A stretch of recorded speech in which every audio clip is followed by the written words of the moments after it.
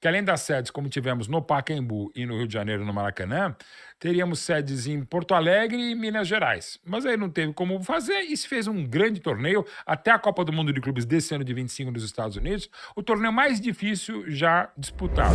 Quero falar com você, porque eu lembro, posso estar enganado, mas lembro que você foi pra Itália em 1990. Não, então. Você não foi? Você cobriu a Copa, não cobriu? Eu comecei exatamente no jornalismo esportivo na Copa. O que aconteceu?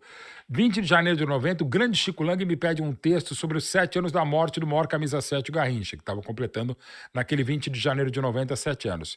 E eu sempre estudei muito futebol, sempre gostei de futebol. É o Palmeiras que me faz gostar de futebol, que me faz, por tabela, gostar de jornalismo esportivo. Aprendi a ler lendo a revista Placar, o Caderno de Esportes do Jornal da Tarde e tal.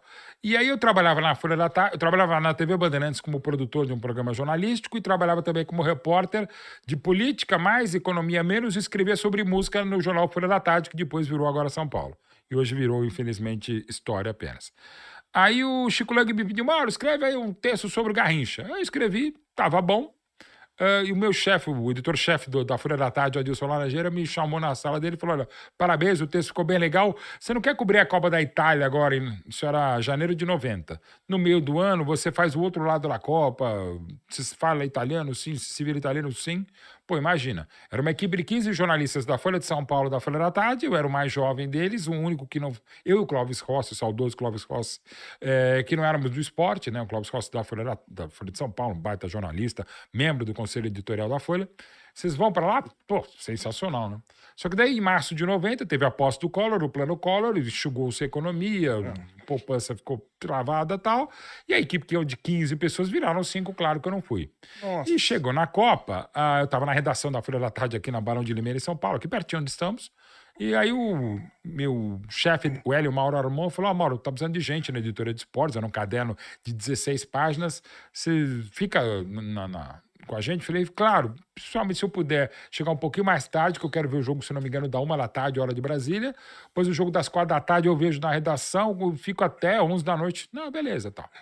E foi o que eu fiz. Né? E aí estaria à disposição da redação da Folha da Tarde para essa edição de esportes de 16 páginas da FT.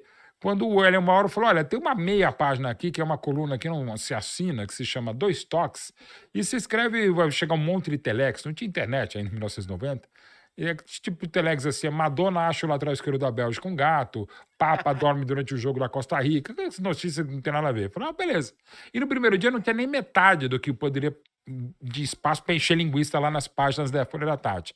Aí o que eu fiz? Eu comecei a analisar a crise criativa do meu campo da seleção brasileira, lembrando camisas 10 históricos do Brasil. Aí o Adilson Laranjeira no dia seguinte falou, olha, parabéns, você fez uma crítica, mas com muito conteúdo histórico, tá, que eu sabia de cor. Hoje seria fácil fazer isso, hein? Hoje, tranquilíssimo, né? De cabeça e mais, era com a internet, né? E também sobre o momento da seleção brasileira. Aí ele pegou e falou, cara, passa a assinar. Assina, enfim, Mauro Betti. Tá, beleza. Eu assinei. Acabou a Copa, né? O Brasil foi eliminado prematuramente nas oitavas, a coluna acabou. E eu ia continuar como repórter de política, economia, continuar escrevendo sobre uma das minhas paixões, que é a música. Só que daí o Chico Lang acabou indo para a Gazeta Esportiva, abriu seu espaço, o Chico tinha uma coluna no jornal chamada Bola Solta, e falou, Mauro, você não quer continuar com a coluna? Já tem o nome aí, Dois Toques, Mauro Betti, você continua fazendo o que você faz na reportagem, mas escreve também a coluna de esportes diariamente aqui na FT. Falei, beleza. E aí foi dando certo. Num ano e pouco eu fui chamado para o Mesa Redonda da Gazeta do Roberto Avalone. Em um ano e meio eu fui para a Rádio Gazeta, também para ser comentarista de jogo, bola rolando de programas da Rádio Gazeta. E aí fui para o esporte. Fui largando a reportagem de política e economia, continuei dentro do possível escrevendo sobre música, até como colaborador da revista Bis. Tive um programa com o Kid Vinil também maravilhoso, saudoso, lá na Brasil 2000 FM. E aí toquei o barco. Então, eu diria que eu dei muita sorte de começar com 23 anos como colunista de jornal da Folha da Tarde. E aí fui para a rádio e TV, depois, claro, internet, curadoria de museu da seleção, curadoria de museu Pelé e tudo que eu faço. Mas eu diria que eu dei muita sorte de aproveitar uma brecha, mas acabei não indo sim para a Itália na Copa de 90. Eu fiz daqui mesmo. E você falou sobre ignorância das pessoas quando a gente tá falando sobre o Pro Evolution Soccer.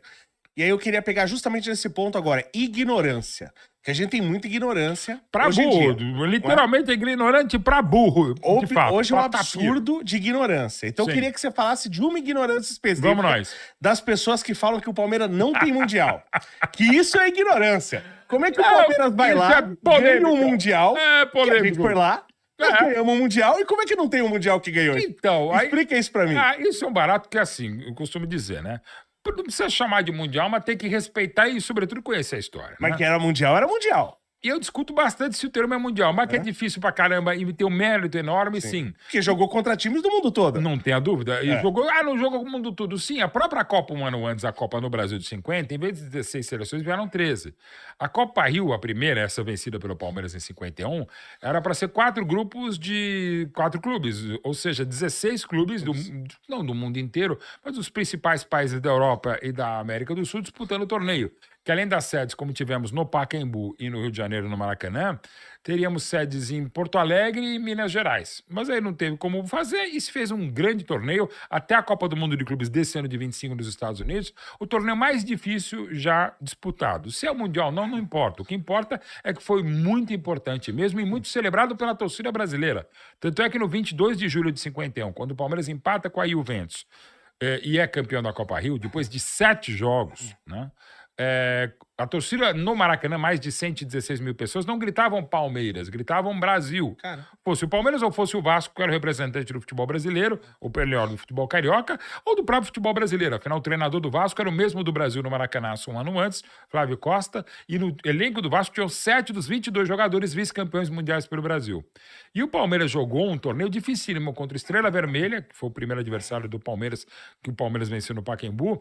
O Estrela Vermelha era a base da Iugoslávia, que era uma ótima seleção um ano antes e quase havia eliminado o Brasil ainda na fase de grupos da Copa de 50. O Palmeiras venceu e enfrentou e venceu o futuro bicampeão francês Olympique de Nice, de um futebol que 7 anos depois seria terceiro colocado na Copa da Suécia de 58. E o Palmeiras, na primeira fase, perdeu para a Juventus com um time alternativo ao Palmeiras por 4-0. A Juve, que então havia sido terceira colocada no campeonato italiano, mas havia sido campeã da Itália em 50 e seria campeã, a Juventus, a maior campeã da Itália, em 51 e 52, temporada que começava ali em agosto de 51 para a equipe italiana. Aí o Palmeiras vai para as semifinais e elimina o Vasco no Rio de Janeiro em 2 jogos no Maracanã, ou seja, esmagadora maioria da torcida vascaína, e depois joga por todo o Brasil, ao vencer o primeiro jogo por 1-0 com o gol do Rodrigues, empata com o Juventus 2-2 um ano e uma semana depois do Maracanaço, e o Palmeiras com a bandeira do Brasil sobre o peito, sobre o distintivo, e dando a volta olímpica com a bandeira brasileira, a torcida grita Brasil e não Palmeiras. Para um clube que em 42 havia sido obrigado por ser um time de traidores, quintas colunas do Brasil em guerra contra o eixo, Itália, Alemanha e Japão, o Palmeiras, Palestra Itália, havia sido obrigado a mudar de nome para Palmeiras, porque seria um time de traidores. Ou seja, o clube dos traidores foi o próprio Brasil na Copa Rio de 51, como seria em 65 nos festejos de inauguração do Mineirão, a própria seleção brasileira com a primeira academia, que venceu o Uruguai por 3-0. Então, assim, pode não ser mundial. Se a FIFA não reconhece, ponto final. Você pode e deve discutir muito, mas que indiscutivelmente a primeira conquista em nível de clube e de seleção intercontinental do futebol brasileiro, não tenha dúvida, e até a Copa do Mundo deste ano de 25 não houve torneio mais difícil que a Copa Rio, a primeira de 51. Você considera que essa conquista do Palmeiras, que a gente ganhou a primeira Copa do Mundo mesmo em 1958, o primeiro grande título de expressão do Brasil não foi tem dúvida, porque o Brasil vai ganhar o primeiro título continental em 52, quer dizer, já havia ganhado a primeira Sul-Americana o Campeonato Sul-Americano em 19 no Rio, com o Frenderrache e tal, das Laranjeiras, conquista o primeiro torneio continental no sentido intercontinental, no sentido americano, porque era um torneio pan-americano que foi muito importante em 52 para a seleção brasileira, mas a primeira conquista intercontinental de clube no Brasil de seleção foi a Copa Rio. O Vasco conquistou um torneio bárbaro com o Expresso da Vitória em 48, lá no torneio do Chile, que é inclusive depois a própria Conmebol nos anos 90 vai reconhecer como, digamos, a primeira Libertadores da América, daquela grande conquista do Vasco em 48, mas a primeira conquista intercontinental, isso não discute mesmo, é a Copa Rio. A de 51, a de 52 já não foi tão importante, mas isso ainda foi. O torneio Rivadavia Correia Meire de 53, vencido pelo Vasco, já não é tão importante, mas é muito importante lembrar que muita gente propaga, e aí, torcedor tá valendo. Mas muita gente da mídia, a gente é só ler. Os caras têm internet hoje. É uma vergonha você falar que, se o Palmeiras ganhou a Copa Rio de 51 e é campeão mundial, o Bangu, quando ganha o torneio de 60, a Copa Rio de 60, ele também é. Gente, essa tal Copa Rio do Bangu, primeiro, não é tal. Foi um torneio muito importante, o Bangu ganhou, só que foi em Nova York. Não é que nem o Rock in Rio, que tem Rock in Rio Lisboa. Não é Copa Rio em Nova York. É um outro torneio. Como um torneio também muito importante e difícil, como a pequena Copa do Mundo disputada na Venezuela nos anos 50, é diferente da Copa Rio. Não tinham tantos clubes, os clubes, alguns importantes, mas não tantos e tão importantes como os da Copa Rio, sobretudo as duas primeiras, de 51 e a de 52, vencida pelo Fluminense. Mas não dá para dizer que é a mesma coisa, gente. Agora, indiscutivelmente, uma baita conquista, não é fax, é feito, é fato e é foda. Desculpa. Como também ser campeão da Taça Brasil não era para qualquer um entre 59 e 68, como ser campeão do Robertão de 67 e 70 também não era para qualquer um. Daí a dizer que tudo isso é Brasileirão é outra gigantesca discussão. Mas repito, não é fato.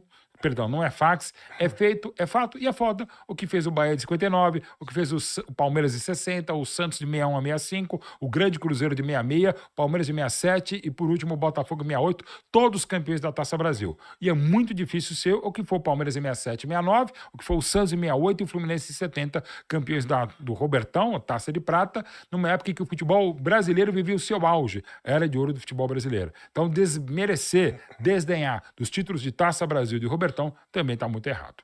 Conheça a Quant Fury, a corretora global que eu faço os meus investimentos. Dentro dela você consegue comprar Bitcoin, ações americanas, ETFs, criptomoedas e tem mais de 2.000 ativos para você estar investindo. Lembrando, ela é taxa zero. Tem o cupom aqui do canal Tubarão e tem um presente para você. Eu deixei o link na descrição.